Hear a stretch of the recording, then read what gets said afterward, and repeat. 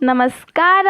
ನಾನು ಲಹರಿ. ಬೆಳಗ್ಗೆ ಎದ್ದು ಸನ್ರೈಸ್ ನೋಡಿ ನಾವೆಲ್ಲ ವಾಕಿಂಗ್ ಹೋಗಿದ್ವಿ. ಮುಗಿಸ್ಕೊಂಡು ಬಂದು ORS ಕುಡಿದು ಬ್ರೇಕ್ಫಾಸ್ಟ್ ಮುಗಿಸಿ ರೆಡಿಯಾಗಿ ಸ್ವಲ್ಪ ಹೊತ್ತು ಬುಕ್ ಓದಿದೆ. ನಂತರ ನಮ್ಮಣ್ಣ ಬಸ್ ಸ್ಟಾಪಿಗೆ ಡ್ರಾಪ್ ಮಾಡಿದ. ಕಾಲೇಜಿಗೆ ತುಂಬ ತಿಂಗಳಾದ್ಮೇಲೆ ಹೋಗ್ತಿದ್ದೆ. ನನ್ನ ಫ್ರೆಂಡ್ ಬರ್ಡೇ ಇತ್ತು, ವಿಶ್ ಮಾಡಿ ಮನೆಗೆ ರಿಟರ್ನ್ ಆಗಿ ಲಂಚ್ ಮಾಡಿದೆ.